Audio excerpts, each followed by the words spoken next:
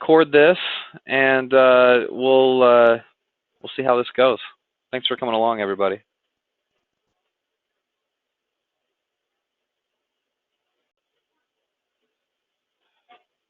Okay, welcome to the presentation, everybody. I'm Trevor, and we are looking today at the NRF.com's report on the back-to-school selling season. NRF stands for National Retail Federation, and they're a company that provides a plethora of data for people who are interested in retailing, both online and offline. And every single year, they've got a group that they work with that does a survey that studies the habits and decisions of consumers who are going to be shopping for back to school. And then they come out with a report and they share it with us, and that's what I'm going to share with you guys today. Now, there's some things that'll probably surprise you about what we learned today, and some things that should probably confirm maybe some of your suspicions about back to school shopping. I've been talking about it for a little while. I think we've really been talking about it since about the last part of July, because holiday shopping, or really back to school shopping, happens a lot in August. So I wanted to get you guys prepped for that. So we're going to talk about it today. And even though, you know, we're kind of mid-August right now, we're kind of in the thick of it. You'll learn that a lot of the buying hasn't even happened yet. That was something I learned in this study. Okay, so let's get right back. Let's get right into it. I'm going to show you a few slides. We're not going to look at all the slides, but I want to point out a few that I felt like were pretty pertinent to you guys. This first slide says 10 years of back-to-school spending. This is just a graph showing you over the years how back-to-school spending has increased, which shouldn't surprise you. There's more people than there ever has been before, right? More dollars to be spent on back-to-school. Now, it breaks up a lot of the study into a couple of different groups. In this orange section right here, this is the back-to-school. This is sort of like the kindergarten through senior and high school group. And then this blue section right here is the back-to-college section, okay? And a lot of the survey sort of looks at those two different groups, but this just shows you combined. There's lots of buying, and these graphs continue to trend up, and so there's no doubt money being spent in the back-to-school marketplace, okay? This one is just U.S. economy is impacting fewer shoppers this year. This we're going to skip over. This isn't really relevant. It's something I wanted to talk about with you guys today. Okay, so this is actually very interesting. Where will back-to-school shoppers spend their dollars? Okay. It says discount stores will see the most back-to-school shoppers at 62%, though that's the lowest market share in the survey's 13-year history. So apparently they've been doing this survey for 13 years. If you look at the graph here, notice the increase in certain sections and the decrease in others in terms of overall market share. So this graph shows where are back-to-school shoppers spending their dollars. And this is a percentage change over the last 5 years. Well, over the past 5 years, guys, especially you guys who are here live with me, what do you notice about this graph? What's been happening over the past 5 years?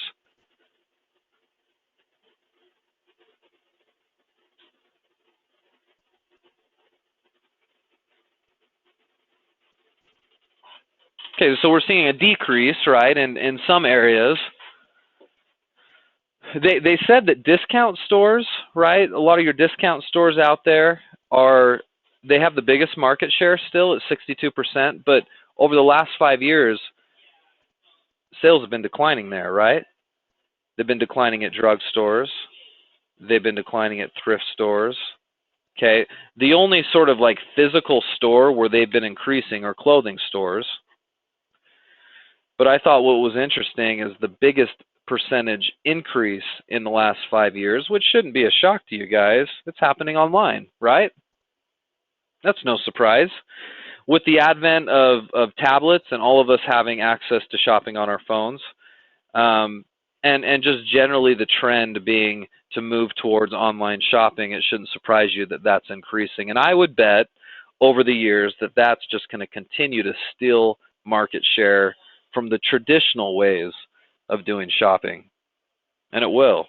That's the way the world's going. Everything's moving online. So not that I thought that slide would shock you guys, but I thought that, you know what, interesting, it does confirm probably a lot of your guys' suspicions about what's happening on the internet. This is an interesting graph. Now this is more for your well, I'll just read it and we'll talk about it. It says most of school shoppers' budget will be spent on apparel and electronics. So if you're thinking, okay, I'm going to get into back to school selling and I want to know what to sell, well, here you go. Here's some tips right here. It says back to school shoppers plan to spend on average $630. That would be like per person. Okay. Most of that will be spent on apparel and electronics. Apparel being clothing type items, right? And you can see these trending graphs right here. The blue is for clothing and accessories, the red's for electronics, shoes, and then the green is for your typical back to school supplies. And you can see how the dollars are allocated there, interestingly enough. So the average shopper spends a couple $100 on shoes, or I'm sorry, not on shoes, but on clothing and accessories. Shoes are up and around $100. Electronics, you can see that's been trending upwards pretty substantially over the past 10 years. So just some general ideas about now this is more the K through 12 though. This is for your not, this isn't really counting your college group, okay? So if you're wanting to take advantage of that marketplace, you ought to be looking at electronics and clothing, shoes. I don't typically recommend a lot of the notebooks and folders and pencils and backpacks, because unless you guys are buying in bulk out of China and getting rock bottom prices on that kind of stuff, there's not a lot of money to be made there. It's hard to make money in that market if you're doing drop shipping especially. Okay, so this was an interesting slide. Okay, more school and college shoppers are planning to procrastinate. Okay, 30% of back-to-school shoppers will wait until 1 or 2 weeks before school starts to begin shopping, up from 25% last year. So for whatever reason, more people are procrastinating. I don't know why that is. For you guys that have kids, do you fall into that trend? Are you procrastinating? Because it sounds like years ago it used to be people were getting their back-to-school stuff end of July, first part of August, but this is actually saying differently. This is saying 1 to 2 weeks before school starts. And look what's interesting here. The graph actually shows a percent change in respondents indicating they will purchase, or how they're going to purchase, from 2010 to 2015. Look at the big blue part of the chart here. 43.8% say they're going to do it the week that school starts. So interestingly enough, everybody's waiting around, right? People aren't doing it quite so early. Why is that? Delia, you say you guys are waiting for prices to fall. Yeah. So maybe waiting for some of the deals to happen. Kelly, you say mainly because when they put out the list, the kids don't need a lot of the stuff. So if you wait, you can get exactly what they will need and end up saving money in the end. Right, okay. So it's more because, you think it's more because people are getting a better deal if they wait a little bit. Yeah, for sure. That's very true of college kids as well, and you'll see that here momentarily. Students open up their wallets for back to school. Okay, so it says students in grades K through 12 have lost a little sway this year. Only 6% of families say all of their back to school shopping decisions are influenced by their kids. Interesting, but I'm not going to spend time on this slide. Okay, so here's a really interesting one, and this confirms a lot of what I've been doing. It says dorm residency grows, and so does spending on furnishings. Okay, you guys have heard me preach this. A lot of my clients that have been working with me directly have heard me preach, if you're going to do drop shipping, do higher end items, especially when it has to do with back to school shopping, and choose furniture for college rooms college apartments or dorm rooms. It says 31% of college students will live in a dorm room or college housing this year. The average college family spends or plans to spend $126 on dorm and apartment furnishings. Now that's the average, guys. So the average family is going to spend $126. Well, remember, that's just an average. You're going to have some people that are going to spend very little, and then you're going to have people that are going to buy that $300 desk, okay? But on average, $126 for the average college family is going to be spending or is going to be spending that on furnishings. What's interesting, though, guys, is if you look at the graph, the blue line bar or line chart there shows average spent on dorm furnishings. Notice that that's increased. So people are spending more dollars, but the reason why that is look at the increase in college students that are going to be living in dorms. I don't know why that is this year. I guess you guys can speculate why people or why college kids are spending more time, or I'm sorry, why more college kids are living in dorms. I don't know, but it's up pretty substantially. And so because more kids than ever are going to be in a dorm, more kids than ever are going to be spending money on dorm furnishings, dorm furniture, that type of stuff, right? So again, as you're thinking, okay, what should I list? So far, electronics, we've talked about, shoes, we've talked about clothing and accessories, and then a big one for me and what I've recommended is your furniture. And that's up and that's trending in the right direction. Here's another interesting thing, which confirms a lot of what we've taught you guys over the years.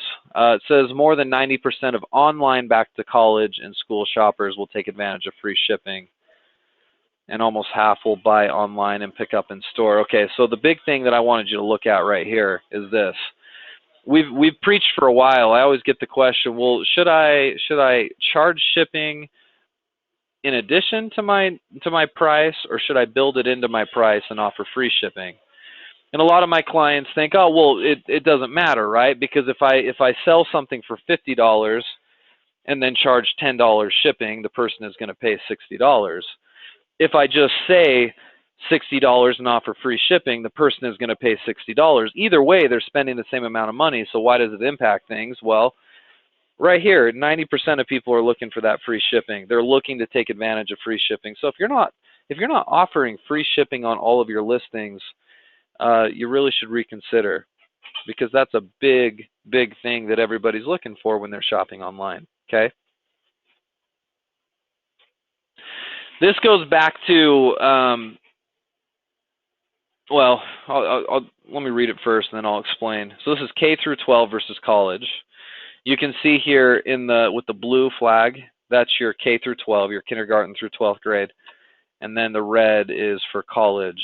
Okay, so it says tots and teens may require more supplies to start a school year, but it's the college shoppers that bring in the most business for retailers.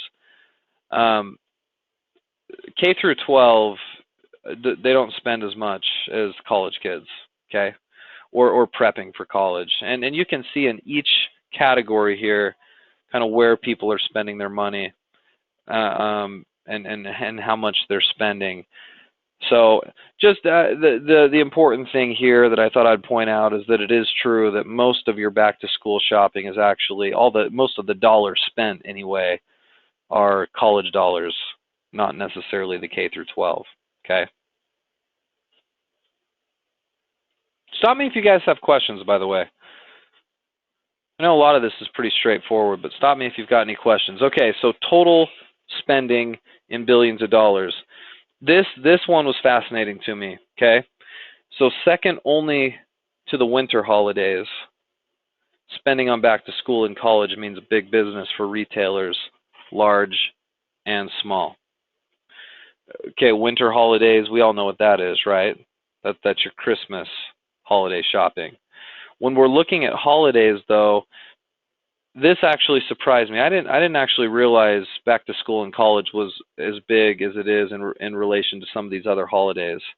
But we've taught you guys all along from being in the program, look ahead, look at holidays, make sure you gear a lot of your listings to what's in season.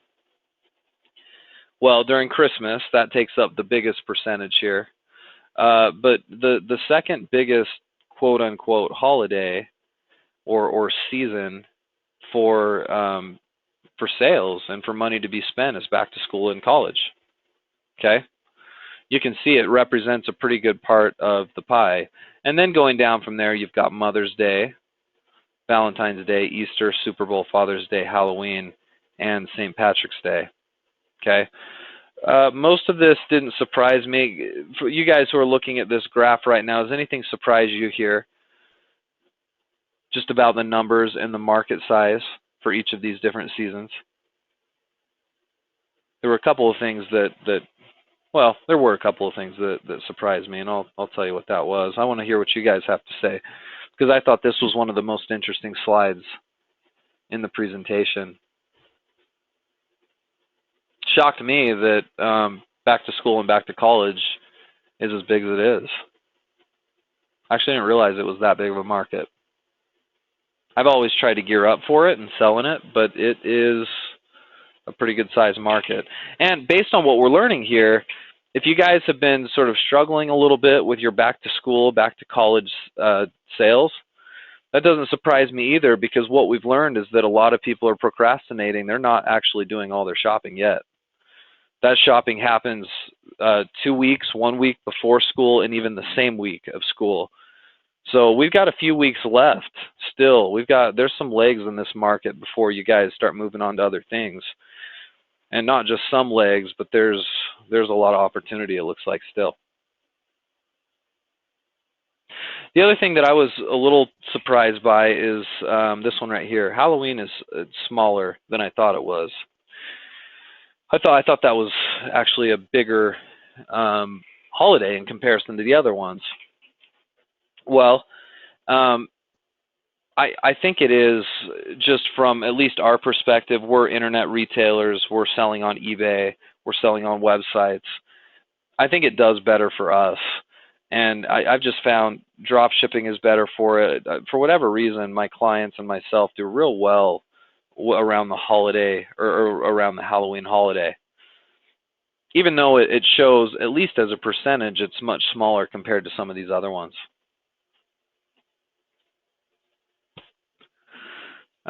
These I'm not going to look at. All right, let's get out of this. So guys, if you want more information on sort of like the back to school for 2015, let me show this to you. You guys should all get this link. I'm sending out a link into your chat window. Well, did you guys get that link? I just sent it out. Yeah? Okay, most of you are saying you got it. This will take you here, and this has got all sorts of information. This is called the Back to School headquarters. Well, there's also a Halloween one that we'll be looking at here soon, and then a holiday one that we'll look about for the Christmas season. But you know, it's just important to see some of this macro data.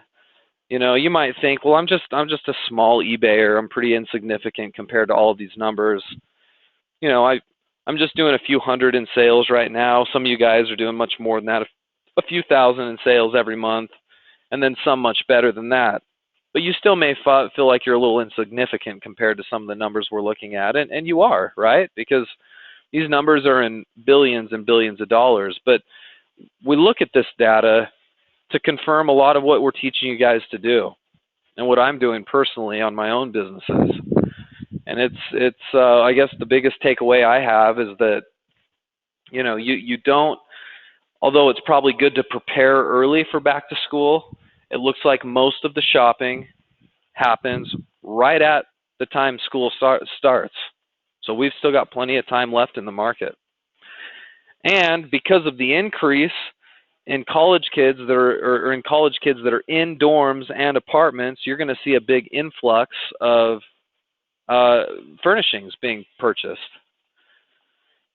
And then we saw the increase in the internet shopping, right? The trend is moving in the direction of the internet. So all of this stands to reason that if you're listing stuff for college kids, for furnishings, furniture to furnish these apartments and dorm rooms, you're doing it right. In addition to any sort of electronics, which I've always said is tough when you're doing drop shipping. If you can get a good price or a good deal from a retail supplier or from a wholesale supplier on electronics, do it, because it sounds like that's what people are buying this time of year, in addition to shoes and clothing. Okay? So that's it, guys. That's what we ought to be listing. Look for new retailers that you haven't used before. Look for wholesale drop shippers if you want to look into that market, or if you want to carry a little bit of inventory. We've talked about that too, but these are some trends that you guys should really consider this time of year. Now, this will probably all be over, right, come mid-September. So in a few weeks, we're going to be gearing up for Halloween, and then shortly thereafter, it's going to be the Christmas holiday season, which we want to get you guys ready for as well.